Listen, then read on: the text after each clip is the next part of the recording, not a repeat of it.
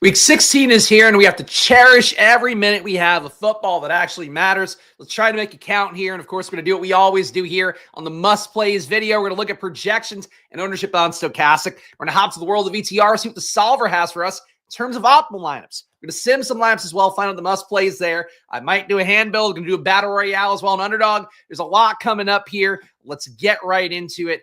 People talking about the game yesterday was always Gus captain. Yeah, it was never Lad captain. I think we can all agree. Yeah, Gus Edwards. That game was so weird because I think it's one thing too, and I'm sure that guy who was on the stream yesterday for the showdown, like, it's gonna shoot out because that Rams game a couple weeks ago, that one went under, and this one's gonna go over. Like insane logic, but like this is what happens when you have a shootout in a game that's like not supposed to shoot out. It's almost like there's a Simpsons episode where there's a trying to make a frog prince. It was one of the Halloween episodes. And it's like the frog prince, like, please kill me. I don't want to be alive, because it's like half frog, half baby. And it's like, that's sort of what the game ends up being when it's a shootout that's not meant to be a shootout. It's like you get Gus Edwards scoring, you get Michael Burton scoring, you get random assholes all over scoring in a game that was just like completely illogical. I would argue still not a fun game. I know people out there like to watch the Chargers, but I feel like Chargers games to me are just always like not enjoyable, bags and nothing. Yeah, you and that guy saw it coming. That's right. Yeah, because you were doing your sarcastic thing. You agree with him. Yeah, I thought about me. I thought about you when SMA scored. I thought about you when Gus Edwards scored, because I had fucking 15% Gus Edwards this year, and I got none left. You know who didn't score 2 touchdowns this entire year? Fucking Gus Edwards. But anyway, there's enough to tilt about in general here. Let's talk about the slate. Not sure if I'm going to do... So let's see how much time we make or how well time goes in this video. I might do another stream tomorrow for the Saturday slate, just because I'm not sure how frisky I'll be feeling, if I'm actually going to want to do that when it comes down to it. But if I don't cover the Saturday slate here, what are you going to do? You know, I don't know. We got Josh Allen, our top objective player for the main slate, is the Sunday slate.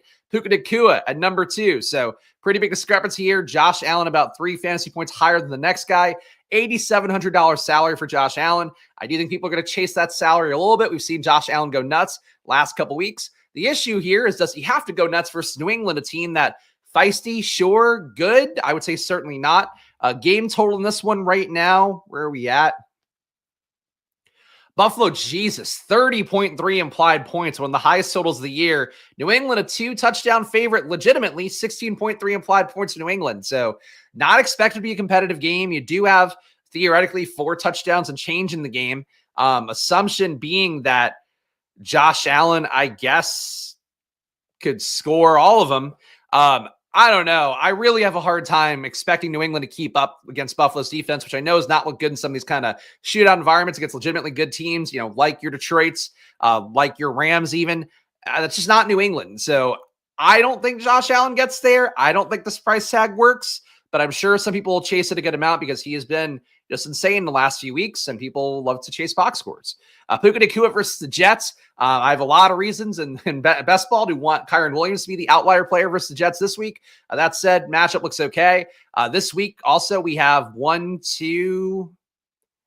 two, but still two receivers projected above 20 fantasy points, which is unfortunately not happened a ton this year. Last week, of course, a great wide receiver reckoning. This week we're getting a few. So Puka Nacua at 22.9 fantasy points, looking pretty good here at an 8K salary. Certainly a play to me. You can move away from it. I don't think it'd be that crazy of an issue on a slate of this size. But overall, Puka Nacua looking like a well-projected play here, who probably will come up a little bit in the sim. We'll see how much he comes up the ETR. Still, the value metrics are not fantastic, but we'll see. Jamar Chase, 8,500 for him. Things may change. I presume these projections have T. Higgins in. T. Higgins was out of practice yesterday. I don't know what's wrong with him now. If T. Higgins doesn't go, Jamar Chase theoretically gets a projection boost. We'll also get the ownership boost to go along with it. They're facing a Cleveland team that at this point, a little bit too hapless. I think it's a safer spot for Chase Brown, certainly than Jamar Chase, because of the fact that Cleveland's starting Dorian Thompson-Robinson, who just really in every category, a step back from Jameis Winston. I ran through some of the numbers, my fantasy points prop column, which is out today as well, if you want to check it out. It's the last tweet I have on my Twitter, at Chris Spags. But yeah, for Jamar Chase, I think the situation, good for him if you get T. Higgins out. Certainly could score a touchdown. Could score 2. If Higgins plays, I don't think it really matters that much. He would just look like a chalkier play if Higgins doesn't go. Really, that's the main thing for me. Would say that for Jamar Chase, he's a player that has hit so many times this year. If there's any reason for people to go there, that they have, again, if Higgins were out, or even if Higgins were Q-tag and then it drags out, Chase's ownership, I think, is going to spike because people just want to chase that big game. They know Cleveland is not that good. I think that's really my main concern point, is that this feels much more like a Chase Brown spot to me. Just Cleveland, I think, being unable to keep up would not surprise me at all. So I think for Ja'Marr Chase at this point, good play would be a better play to me, I think, if T. Higgins is in. And frankly, no matter what, I still have just concerns about Cleveland keeping up. I just don't think DTR is that guy. That's really all it comes down to. Like, I think the Bengals defense is actually going to look decent this week. Because Dorian Thompson-Robinson's been okay, but like, he's just not a pro QB. Like, he's a spot starter at best, and I don't even know if he's really that. Spags, I would say I'm rooting for you, but I'm scared to tell me to fuck off. Yeah, I didn't get that bit right yesterday. First of all, I didn't read the guy's chat at first, and then I did, and I was like, oh, well, still, I don't know him. Like, I don't know. Like, I appreciate the sentiment, but also, like, I really legitimately this week do believe if you're in one of my pods in best ball, like, I don't care. Fuck off. I don't know. I'm not rooting for you. More power to the guy. It was a lovely chat, I'm sure.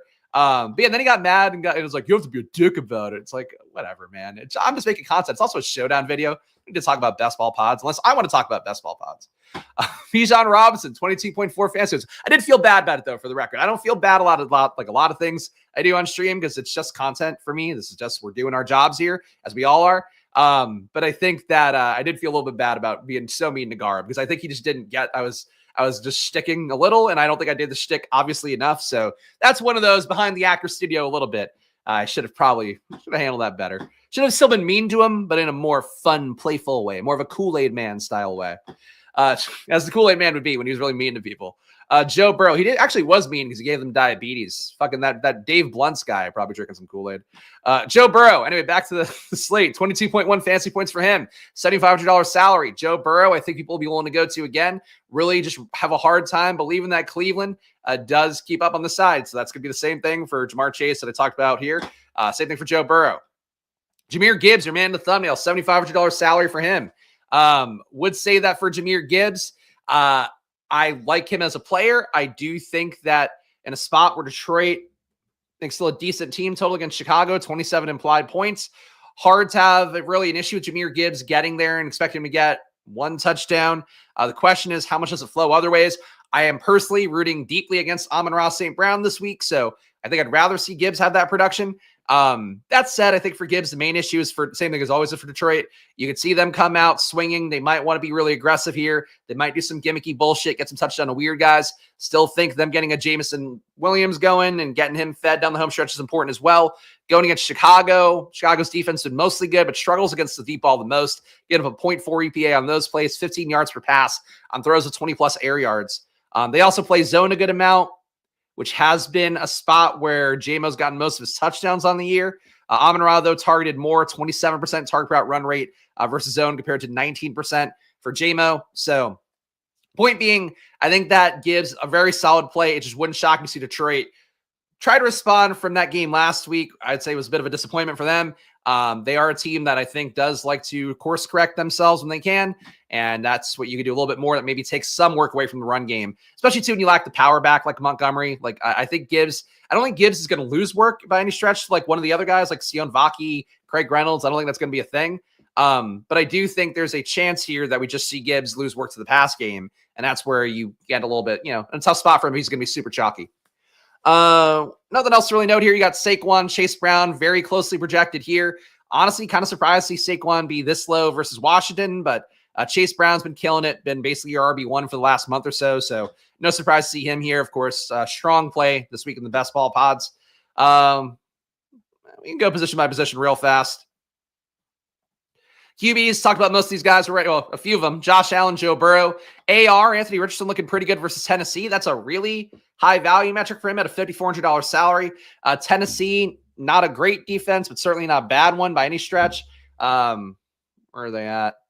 The Colts project for 23.3 implied points. AR has been running more lately. Apparently, though, most of his rushing success comes in the first drive with some, I think there was an Athletic tweet I saw this morning about that. Where basically he gets a lot of his stuff done the first drive, then they kind of dial back the creative run plays. He just doesn't get there later on in the game. Tennessee, average versus QB runs, the 0.49 EPA per rushing attempt by a QB. Yeah, I don't mind AR. I'm surprised to be projected this highly, though. Like, decent value, I get all that, but I don't know. It's a lot of points for AR at 5,400. Kyler Murray, 19.6 fantasy points. I think we are going to see a decently owned James Conner this week. We'll see when we get to ownership in a moment. If we do, Kyler Murray has tweeted this week about getting 85, Trey McBride a touchdown. I don't think it'd be crazy. I wrote up actually this week in my fantasy points column. I think the 2+ touchdowns for James Conner look pretty appealing. I think that was almost like plus 400. That's a good bet. But if you didn't take that one, I think Trey McBride plus 952 touchdowns, and just having him have the ultimate, get well spot here. He's been getting decently targeted in the red zone. It's one of the weirdest things that he doesn't have one actually. 1.4 red zone targets a game in terms of like tight ends or receivers. It's one of the best red zone target workloads in the league. So I think that for Kyler Murray, that's sort of the upside here, is that maybe you get away from James Conner chalk. Maybe the pass game hits. They could also prioritize getting Marvin Harrison going here with the kind of year he's had, where he does seem to be needing to be fed deliberately. And he also does score touchdowns at a decent clip. I think Kyler Murray stack's kind of appealing this week, especially if you're going to get potentially a chalky AR here. So I think Kyler's kind of interesting at 6,100. Colts would rather have an AD throw the ball. Yeah, sure. I mean, look, AR, I think, has made strides, numerically. I'm not sure it's there really. He's still at, awful catchable ball rate. Jesus, 48% catchable ball rate. That's like impossible. That's so bad. He's worse than he was in college. And that bums me out, man. I think at a certain point, like, I know it's the player too, but like, that feels like bad coaching. Like, because he had, I think, mid-60s last year, 4-game sample size, but like, he was just much better last year than he is this year. Still has the high air yards per attempt, 4% interception rate. He's just, honestly, if they were to fire Steichen, I don't think it'd be undeserved at this point. He wasn't this bad in college. I mean, that's the reality of it. I have the numbers. Like, he wasn't this bad in college. He was still like, I don't know. He was like a Jake Locker, a little bit better than that historically. He wasn't like egregiously bad. So he had the biggest issue on short throws, but like, he was still accurate on deep throws, still accurate on mid-range throws. I don't know. I don't know if the sample size split, but like, if he were better, the numbers wouldn't be going down. So no. Yeah, okay, fair enough. He wasn't this bad, but it was bad. He still had more merits to his passing. I think he's losing the merits to his passing, which is what worries me. Like, that's sort of the whole thing, and we're going to go through it again in January in a couple weeks. But like, when you isolate how guys perform in different parts of the field, especially at QB, like, you see a weak spot, but there's other good spots. The hope is that they become a pro, and they, like, the good spots become more good spots, and then the bad spots become at least average spots. His bad spot has gotten to be a worse spot, and his good spots are now not as good as they were before. So like, that's sort of the worst possible outcome for just like pro development, but it's how it is. The narrative was he needed more reps. He's gotten them and gotten worse, not great, but he's also been jerked around a little bit. I mean, DeForest Buckner talked about it this week too in the press conference that they had, where he was like, yeah, we talked to him, and like, it's like, I still believe in you, but like, you're not doing enough as a pro. It seems like which is crazy because like the whole thing was his work ethic coming in. Seems like he's a little bit lazy maybe, and maybe can clean that up in the offseason. I think that'd be the hope. Maybe a new coach can make him clean it up too. This is like going to be a make or break offseason for him. So we'll see. I wouldn't throw him out entirely yet, but I have concerns. Jalen Hurts, 2.5x value for him, 19.5 fantasy points. Nothing crazy here. Washington, if they push him a little bit more, maybe Jalen Hurts keeps passing. I do feel like last week that was kind of we showed you guys we can pass now, and now we're not going to do it quite as much. But certainly if you have a game script where Washington puts up more points, Jalen Hurts passing will be a little more appealing. So maybe you play Hurts and pay up for him. If you're willing to get a McLaurin in or a Brian Robinson in, something like that. That's sort of be how I try to approach that. Your top 5 RBs. Bijan Robinson, number 1, 22.4 fantasy points. That's 2.8x value versus the Giants. Giants starting Drew Lock seems insane to me, given that Tim Boyle actually ran a functional offense last week. But is it tanking? Is it because Drew Lock's getting money? I don't really know. But Bijan, in his situation, the one concern I would have for him is that Michael Penix is going to sling it. That's certainly going to get Bijan potentially in position to score more touchdowns. But also, it could be a situation where you have Tyler Algier cleaning up touchdowns, and then the pass game yardage just kind of going to other guys. So that'd be my concern for Bijan as the chalk of the week. I think Penix is a really appealing stack this week. I believe his price tag is 4,500, maybe 46.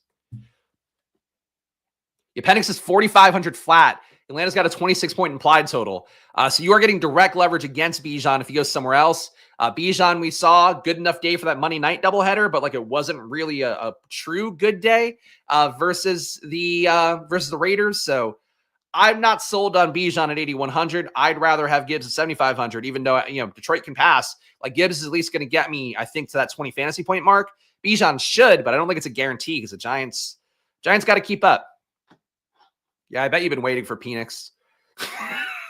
Penix. That's the only time I'm going to make that joke for the record. I think it's a cringe joke to see it all the time. The put Penix in meme with the porn star face. I think it's pretty funny. Besides that, though, look, I think Penix is the best spot he's going to have for any QB. In fact, he's getting 26 implied points already. Very nice total, like a really nice total for a rookie debut. I own his ass. I think he knows that. We got Chase Brown, Saquon Barkley. Talk about those guys. Very strong plays in their matchups. Chase Brown, price tag's coming up a lot, man, but I think the spot's really good. DTR, just can't say it enough times. Just don't think he has enough to be a good QB and keep up with Cincinnati in any aspect. Jonathan Taylor versus Tennessee. I think for Jonathan Taylor, never been a priority for me, though, coming off the massive disappointment he had last week.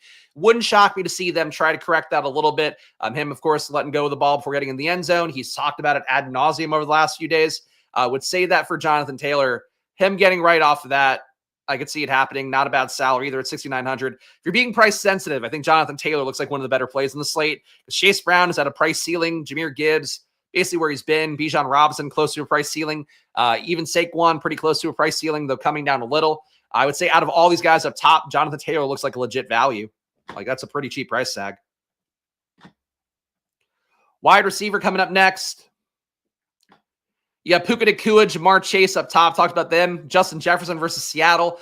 Seattle's defense good enough. Jefferson certainly has left some touchdowns in the field, including last week. If he does catch everything thrown his way, he can get there. But Justin Jefferson, 8,200.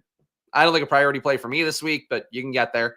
Amon-Ra St. Brown, 7,900. Good spot for him, I think, as well versus Chicago. The question really is, does Chicago have enough to keep up with Detroit? Are they motivated enough to get there and to keep Detroit, active? But I think, again, coming off the disappointment last week for Detroit, I think they're going to push pretty hard here. Amon-Ra getting there, even a bad game script, where they're in control throughout, wouldn't shock me very much.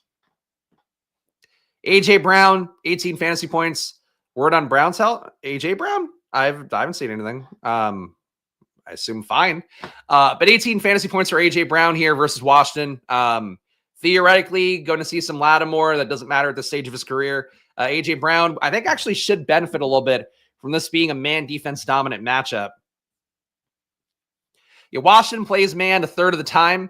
And A.J. Brown's still killing versus man this year. 38% target per out run rate, 5.1 yards per out run. I think A.J. Brown, kind of a sneaky play. Hate the $7,800 price tag. Wish they were a little bit cheaper. But people are going to go to Devontae Adams. They're going to chase that big game. I think A.J. Brown kind of settling in the middle of all these guys with the highly projected Puka. Jamar Chase, we talked about. Jefferson, people might want to go there a little bit as well. A.J. Brown, kind of sneaky. Let's go over to tight end. I see a super chat. Let me get that as well. Shouts to the Snowman here, but missing the show. Work shit. Congrats on the playoff success so far. Keep running good. Thank you, Snowman. I appreciate it. I hope so. We'll see, man. It's just like anytime I look at the pods, I saw I've looked enough at my best ball mini teams to know there's a pathway. My big board teams, I'm like, I don't know if these are really good enough to get there, even though big board should be a little bit easier. We'll see. I did run the stupid BBM sim on BBM DB like way too many times. Got second place, got some fifth place, some seventh places. Would be happy to win 100K or 750K. Did not see myself in first place in that sim, which I don't think matters. But man, did see a lot of you guys in the chat in that sim up top. And I was like, fuck, man. Is everybody else live to win BBM, but not me? But if you get second place, you can get first. So it's fine. Trey McBride, 18.7 fantasy points. Again, very live for a multi-touchdown game here to kind of course correct. That's that. George Kittle, 2.6 fantasy points for him, 2.6x value, and 15.8 fantasy points. Kittle benefiting from maybe less good running production overall. I do think Patrick Taylor, a guy we didn't see up top, I think he can step in and do some approximation of Garendo, Jordan Mason work. But Kittle, really just San Francisco, still going. That's basically it. Brock Bowers, 15.7 fantasy points for him. Nice matchup versus Jacksonville. Aiden O'Connell trending towards going. So I think for Brock Bowers, could redeem himself here. Hard to get there at 6,500 though. Hawkinson looks okay versus Seattle. Nice value metric at 4,800, but he hasn't been that great. Frankly, he hasn't been old school Hawkinson. Target share for Hawkinson, 6.1. 28% target route runs, pretty good. He's been a plus EPA player, 0.36 EPA per target. I just feel like I haven't been visually too impressed by him, and you keep seeing touchdowns flow to your Josh Olivers and your Johnny Munts every week. That's a little bit odd, but maybe that's just like those touchdowns are due to go to Hawkinson. So I get it. It's like, it's not great enough value though. Jonnu Smith, 5,500 for him. Obviously been killing it all year. Don't mind that. Laporta, if you're going to play the Detroit pass game a little bit more, I think Laporta going to be always a little bit under-owned. He's been playing better lately, but still obviously hasn't made up for where he got drafted. So Laporta looking okay. And let's look at value here. We'll skip defense for today because got to make some decent time. Your top value guys on the slate.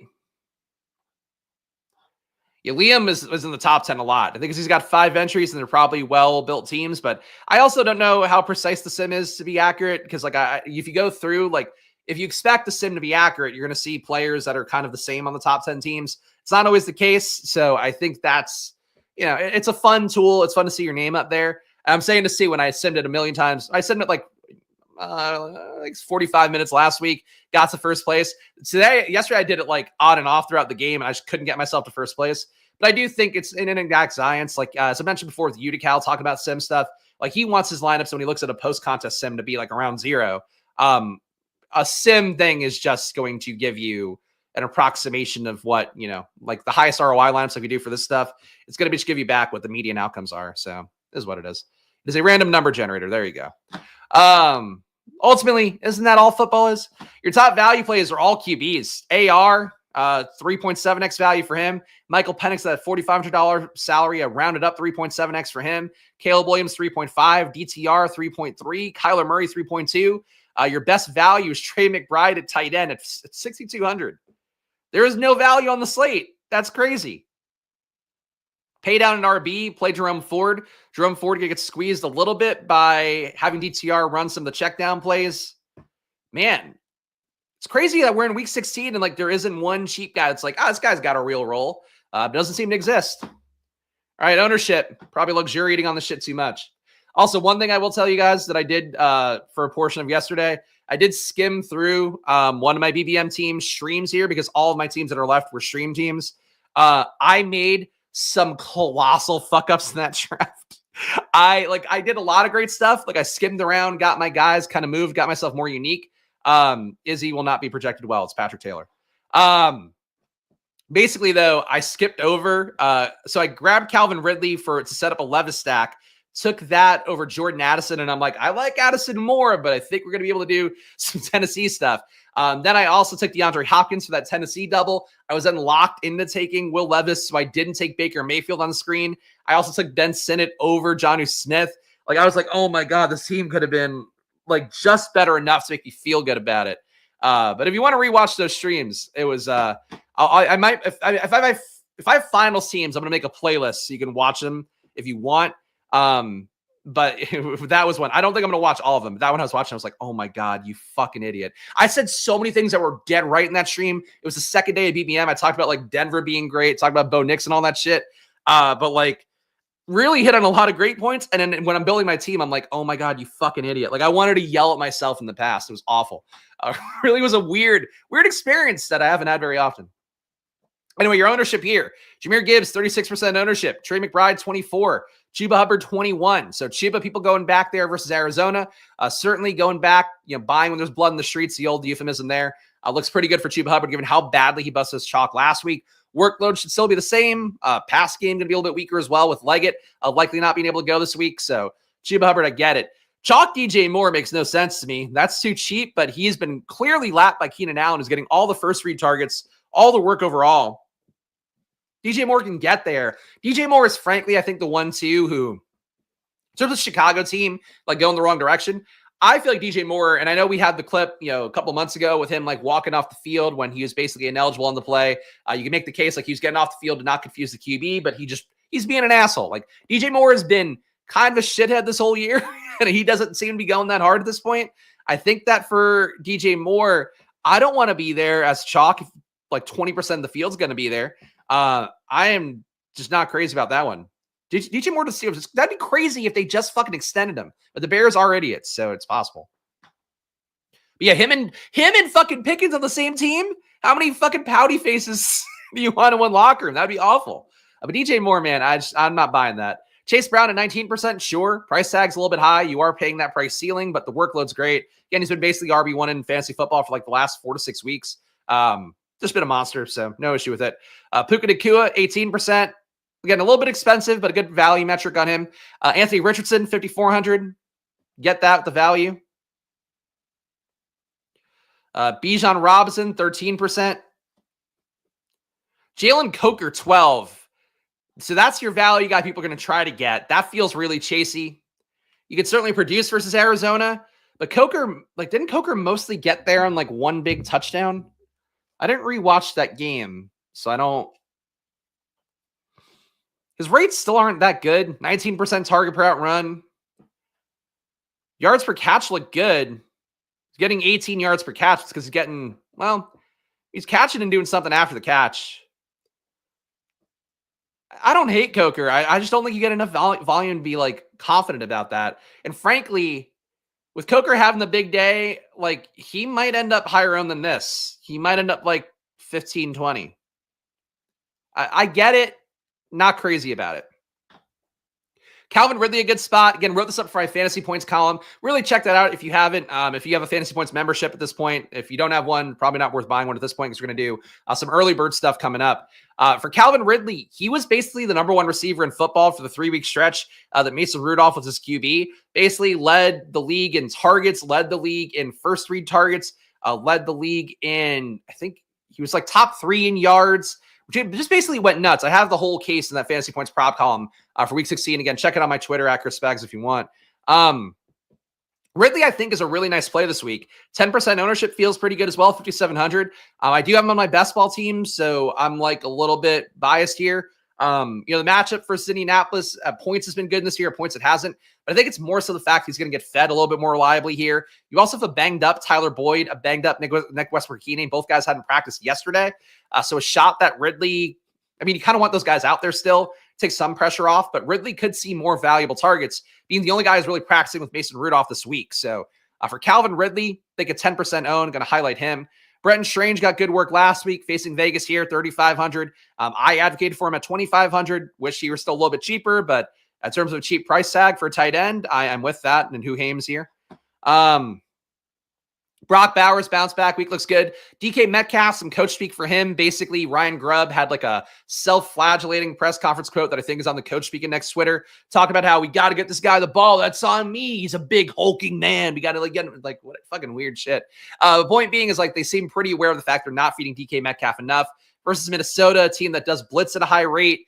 Maybe you get a shot of them just kind of chucking it to him a little bit more. Though JSN kind of basically when blitzing teams come at you, you want to, and this is true of Madden and college football as well, you want to throw the ball to where the blitzer's coming from because that's an empty spot. Like it might sound basic, but people don't grasp that thing. So it does seem like as a result, that'd be more of a JSN spot naturally, but also versus blitzers. Sometimes if you fight off the blitz, you then have openings sometimes, like let's say the safety kind of moves around. As a result, you could see Metcalf get downfield more.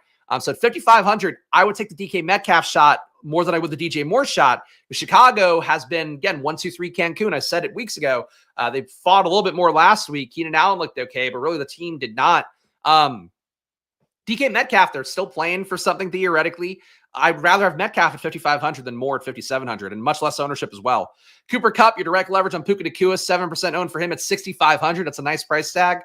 JMO cheap here. Talked about him having some success potentially downfield in that matchup versus Chicago. Geno Smith, Jordan Addison, 5% owned. Just highlighting some interesting guys here. Jerry Jeudy, probably not playable at this point with DTR. Terry McLaurin, I'm not going to make the big advocate case for Washington this week. I'm just going to hope it works out. I'm sure I'll play some lineups as well. But McLaurin got blanked last time. People will say it was because of Quinion Mitchell. In reality, it's because it was bad scheme and not forcing targets to him. I think Washington's learned their lesson. I think they're going to come out swinging a little bit more. Terry under 5% again. Worked out last week. I will play some Terry. You certainly don't have to. I am certainly hoping Hiron versus the Jets looks good. I really could use an outlier day from him because it's me and like one other guy who has him in the pods that I do have Kyron Williams. My rare hero RB builds. One of them's advanced. Actually, one of them in big board, one of them in BBM. So yes, Team Kyron. Yes, please. That's really it here. Nobody else down here that interesting. So let's keep it moving. Let's go to the solver next. See what ETR has for us. The world of ETR. The glamorous world of ETR. All right. And you put the sticker. They changed something on StreamYard too. I have to go to like a different tab now to click stuff. Anyway, here's our guys here. This is the Saturday slate. We don't want that. We want the Sunday slate. And let's build 25 lineups here. No boost, nothing like that. First, let's look at the projections.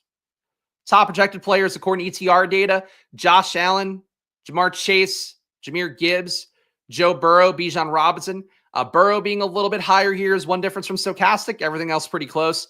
Chase Brown ahead of Saquon Barkley. Well, wow, you people want there's some dude on Twitter who like apparently is wishing for Chase Brown to get hurt because he was like, Spags wants Saquon to get hurt. So I said that I wanted Saquon to get hurt once on stream because a guy was harassing me off platform because he was obsessed with Saquon. I still feel that way. If you're going to harass me about Saquon, I hope everything goes wrong for you and your teams. That's just honestly how I feel about anything in life. I don't want to be harassed. Nobody wants to be harassed. Who wants that? For Saquon, though, you want to talk about disrespect? There's your disrespect. He's projected at 19.1. Why don't we go mail bomb ETR? Fucking weirdos on Twitter. That's what I'll say. Where's Lad fucking not making winning lineups? No, he made the winning lineup yesterday.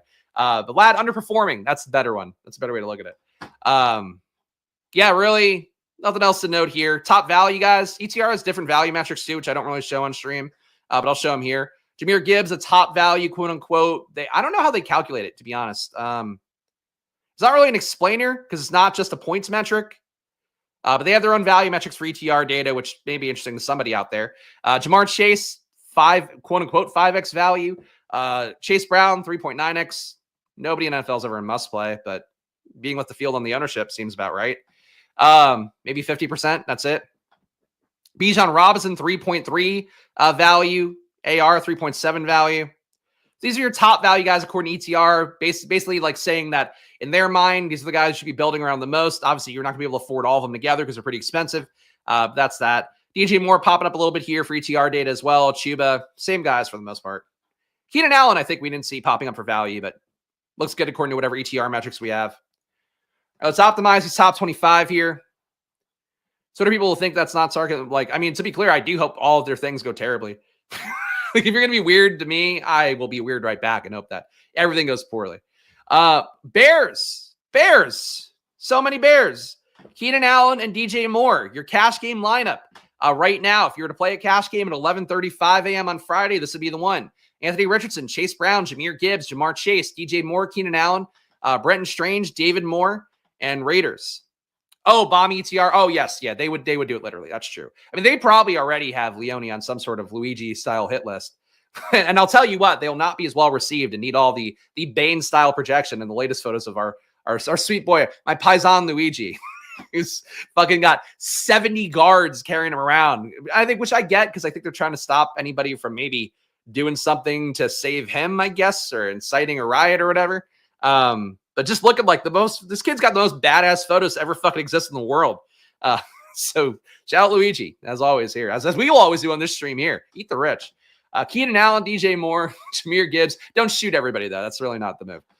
Anthony Richardson, Brenton Strange. Your top guys here on the highest 25 projected lineups. You're getting, though, in these top 25, Keenan Allen in every lineup, DJ Moore in every lineup, Jahmyr Gibbs in every lineup, Anthony Richardson in every lineup. So when Justin asks, like, is Gibbs a must play? Like, he's one of the best plays in the slate. The issue is, like, again, when you're getting a guy this much, that tells you this is one of the spots in a tournament to go with. We talked before about, a couple of weeks ago, there's a really great video that Davis Maddock did with Nerdy Tenor and Brick, where Nerdy Tenor, I think, is one of the sharpest guys in the space. Not, he's not a ball of electricity, but a fun guy to listen to if you actually want to get game theory more and get how the stuff works. And basically, like, he was talking about the concept of equilibrium in battle royales, and basically, like, everybody in the battle royales has some awareness for the most part of what they're doing, or, the vast majority, probably not truly everybody, but they're all just trying to maximize EV. And as a result, there's really no real edge because when you're at equilibrium, the edge is just kind of like playing things as best you can to maximize EV in different spots. One thing he talked about that concept, though, is like when there is quote unquote equilibrium here, and like every player that's in a tournament for the most part is doing smart things that, a lot of people are using good data, trying to maximize their EV for an opportunity. What you could do is try to pivot off the central assumptions they're making, because basically if they choose one thing that makes them comfortable, you want to choose something else that makes, that would make you uncomfortable or make them uncomfortable. Here, Jahmyr Gibbs is going to make you feel very comfortable this week. Keenan Allen, DJ Moore, I'd say less so, but like out of these guys in 100% of lineups, like AR maybe, but the lack of stack partners, I don't think everybody's going to feel great about that. The guy everyone's going to feel comfortable with is Jahmyr Gibbs. So if you could pivot around him, obviously we don't have a Montgomery this week to go to, but like that's sort of the approach. Like you don't want to go play Sion Vaki, but you want to look at maybe, are there other guys around his price point? Are there other cheaper guys that I can get to? Can I get on a different construction? Because your core assumption here in a world of like an equilibrium in DFS is that Jahmyr Gibbs is going to get played really well and appropriately. And he's a good play, but like for a tournament, not playing him, or playing him with the field, and then in other tournaments going directly against him as best you can. That's sort of the approach. So maybe that makes sense, but that's that. So that would be the approach. Yeah, is that like if you're not going to play Gibbs, how does Gibbs fail or how does Gibbs not succeed? It would be that somebody in that price range beats him. That's number one. Some combination of guys cheaper beats him out, maybe in terms of total projection or value. That'd be number two. Number three would be his own offense moves away from him and gives other guys production. And those guys have outlier days. That'd be number three.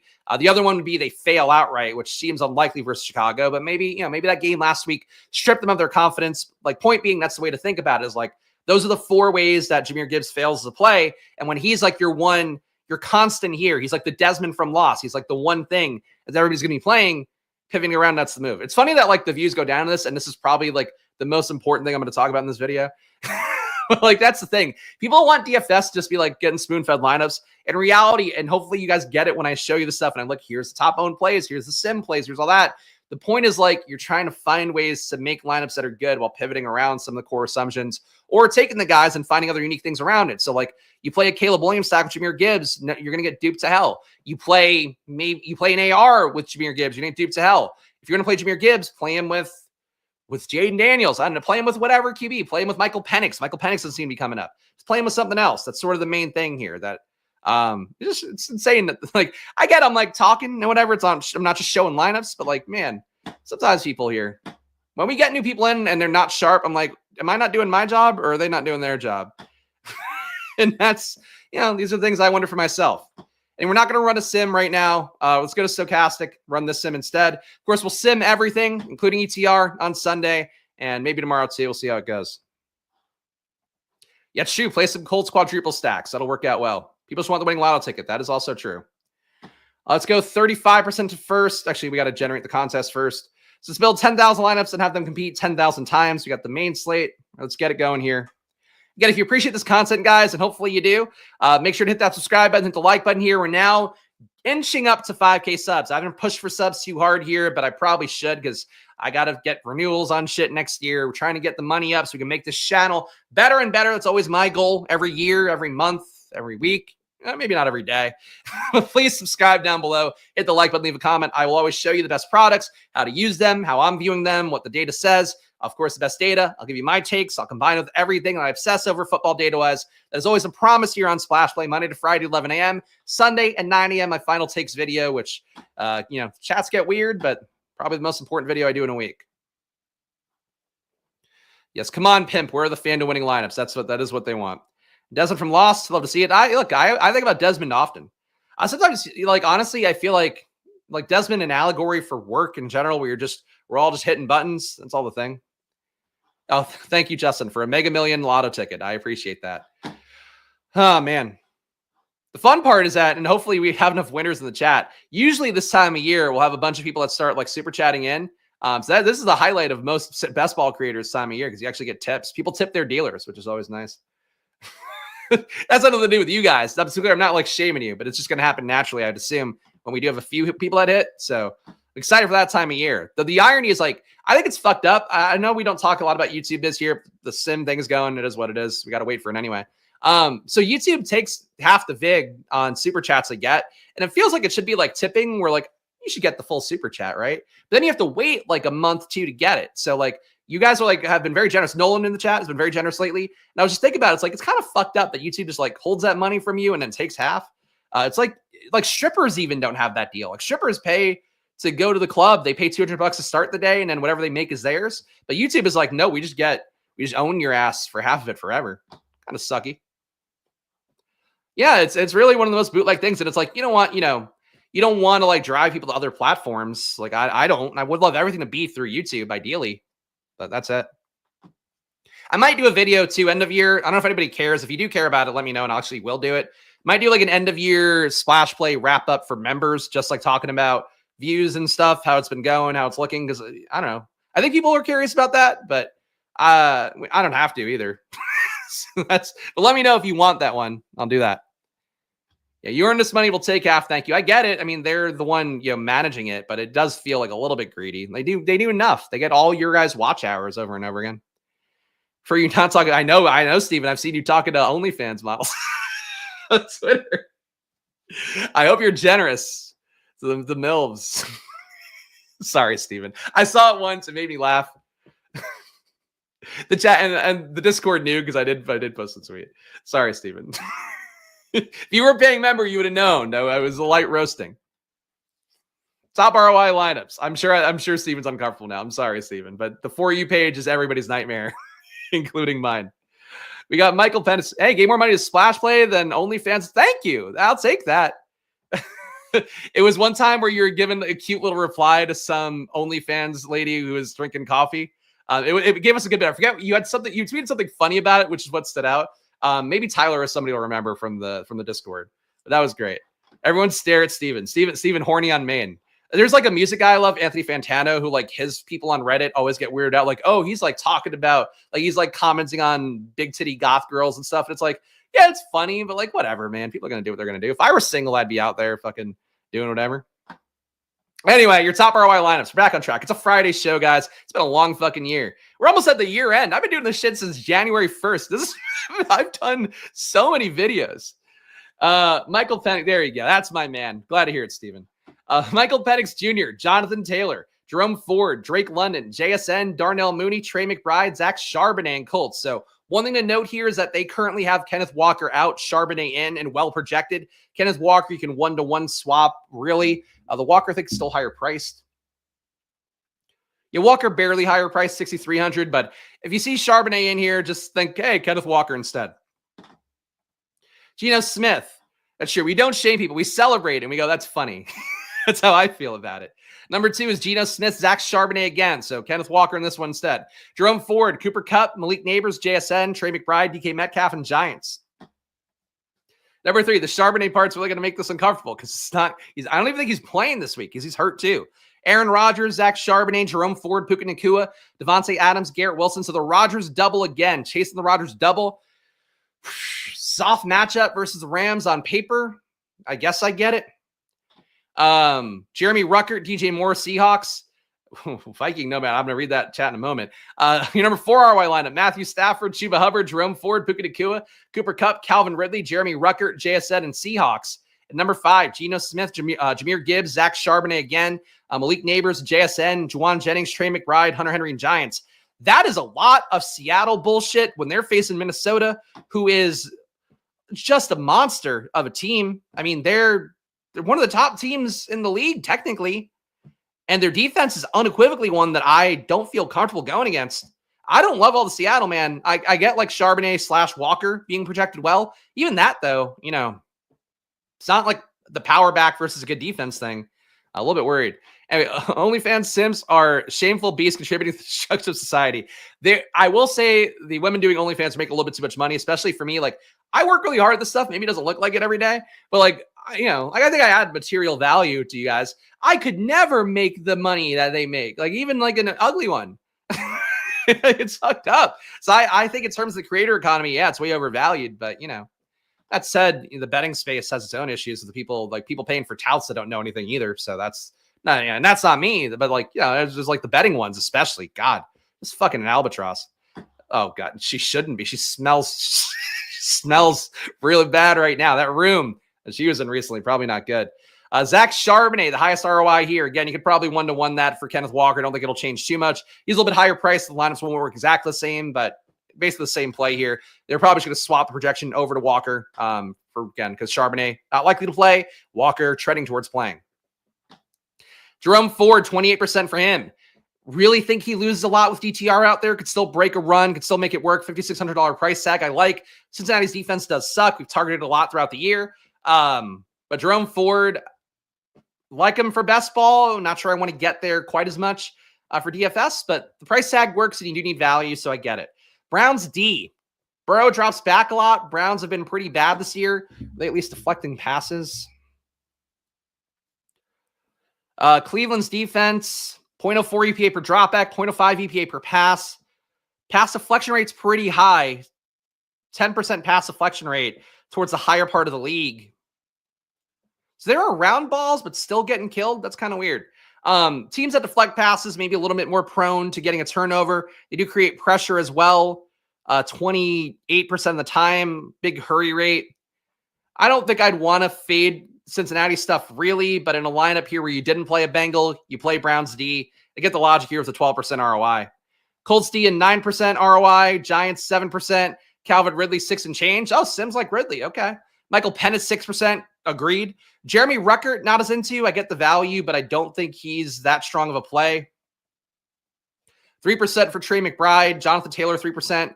Seahawks 3% ROI. A lot of positive ROIs in the slate. Drake London. I think Mooney would be the one that appealed to me the most with Penix, just how he plays downfield targets. I think Mooney probably gets those Romo Dunze kind of downfield shots.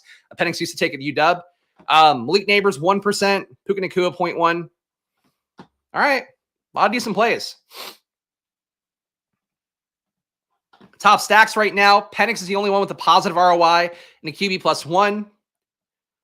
Penix at a QB +2 leads the way as well. 15% ROI in that. DTR.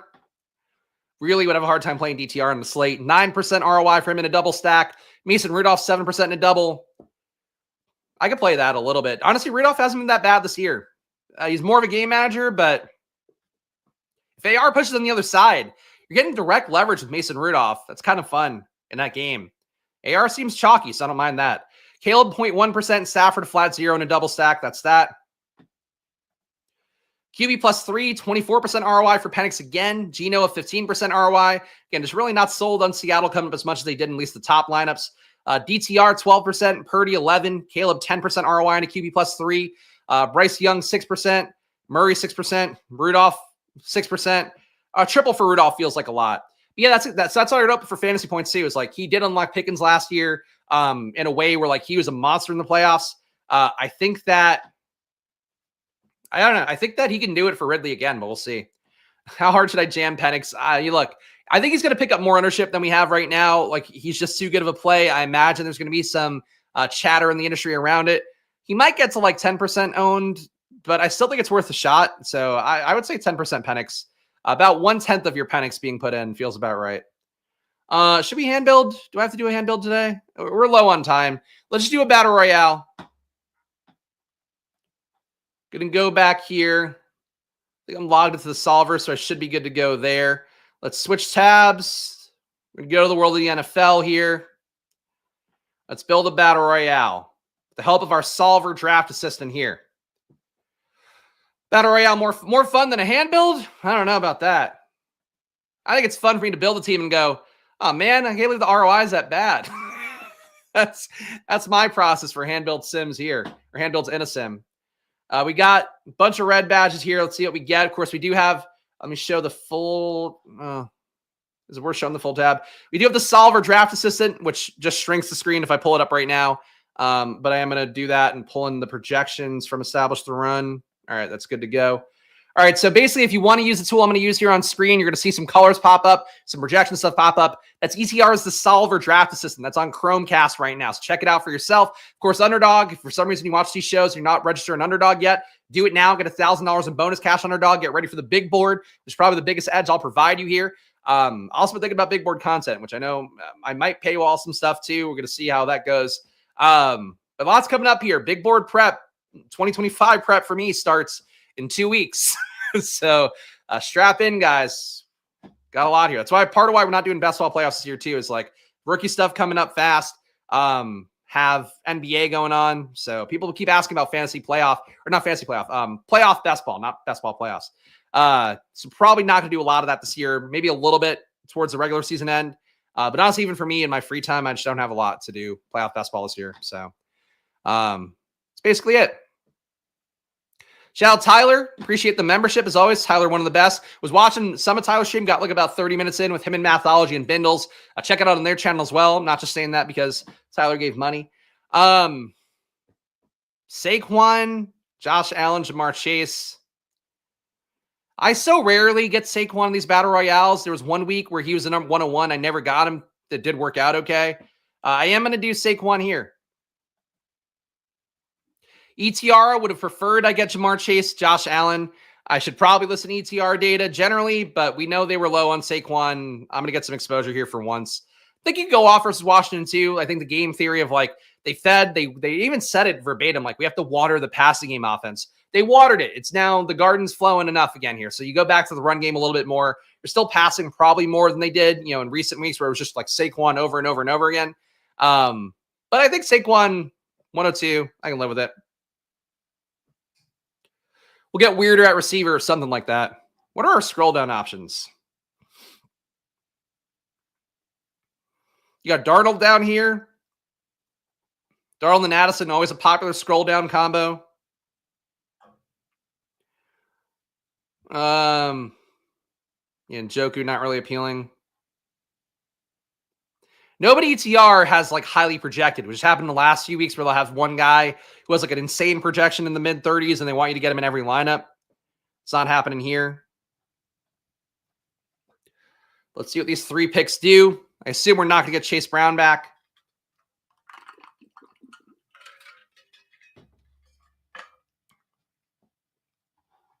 Yeah, my hoodie is unzipped. You got that for you. Time for a dumbass work Christmas party. Oh, that's an early one. Hopefully with booze. Even at 12 o'clock, I would want that. Amon-Ra St. Brown looking okay here. You do get some direct leverage on Gibbs theoretically. So I'm going to do that. We didn't get Gibbs. We go Amon-Ra. Chalky start for sure.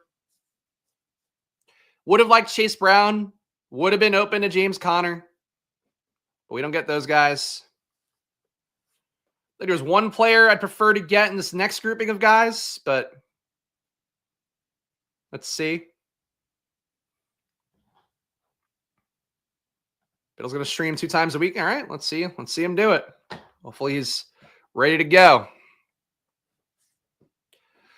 Oh, don't take the whole clock on this pick too. Come on, man. Really hate when they take the whole clock in a battle royale. I'll tell you what. Off Gibbs to Taylor, and that opens up better wide receiver choice for DFS. Like, I think Taylor's an okay play. Still would rather have Gibbs in most lineups, but you're not saving a ton of money by going to Taylor. You get saved like $600. You're not getting a lot there. Devon Achane, it seems like it's prioritizing for me. I think a Brock Bowers bounce back spot if we do get O'Connell starting, which seems to be the case. I'm going to go Bowers. I'll take the elite tight end. I'm not paying enough attention to ETR's data here. Really, I will say if you want to just cash in a battle royale, following the ETR projections is probably going to do pretty well for you. It is still a tournament where you're trying to take down first place. If you follow the draft assistant tool here, like verbatim, it's not going to necessarily pop up a bunch, but check it out for yourself. You do have to have a Solver membership. I'll put the Solver button up here. Link in the description and check it out. Again, of course, Solver, great tool as well for building lineups for DFS slates. This one for the battle royales works pretty well and does it for NBA. One thing that I would criticize them for is that you can't upload your own projections. So that would be nice to be able to do as well. But maybe in the next iteration, they'll do it that way. Chuba, clearly, the tool would like me to get next. All of our guys have enough RBs, so we should be able to get Chuba safely. A little bit of value on Jalen Hurts at this point. We could do the Jalen Hurts and Saquon run and everything combo. Probably a little bit unique if he did come back to us. Interesting choices here. Could also correlate, do Terry McLaurin. You don't have to correlate quite as much in battle royales, but could do an oppo correlation.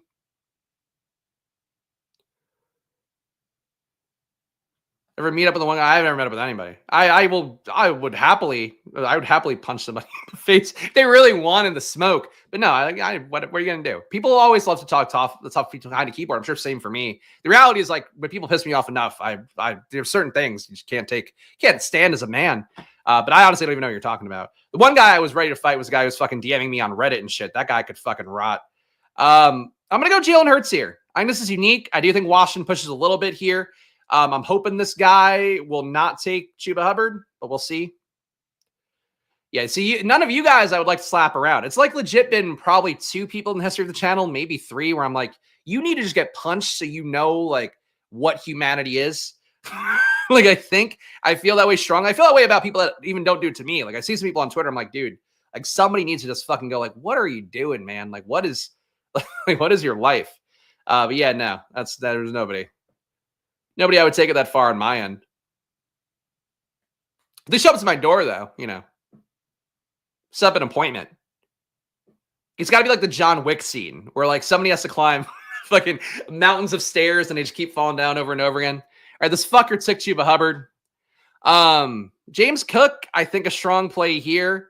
Do you think the McLaurin play is still pretty interesting to me? I do believe in that talent. It's a high total for Buffalo, though. I am going to go McLaurin. I'm a biased boy. It is what it is. I believe in Terry. When Squirt Squad meetup, I don't know, because like it would have to be tethered to some other event because I don't think I'd get enough of you guys to come if it were like a solo event. Yeah, I don't know.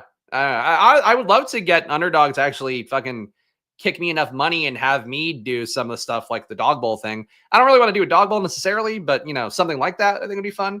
I don't know. I don't know what they're gonna give me. I basically like just to be real about things. My Underdog contact left this year, so I have like new people, and I'm gonna actually probably have to reach out to Pete and be like, hey, like can I talk to who your people is because I want to get that money up, but I also like would like to build out a little bit more around what we're doing. But I'm also not gonna do it on my own. So that's sort of the trade-off. The thing I'm good at is showing up and doing these streams every day. The thing I'm not good at is planning for things that are not the stream every day. Team so far, Jalen Hurts, Saquon Barkley, Amon-Ra St. Brown, Terry McLaurin, Brock Bowers.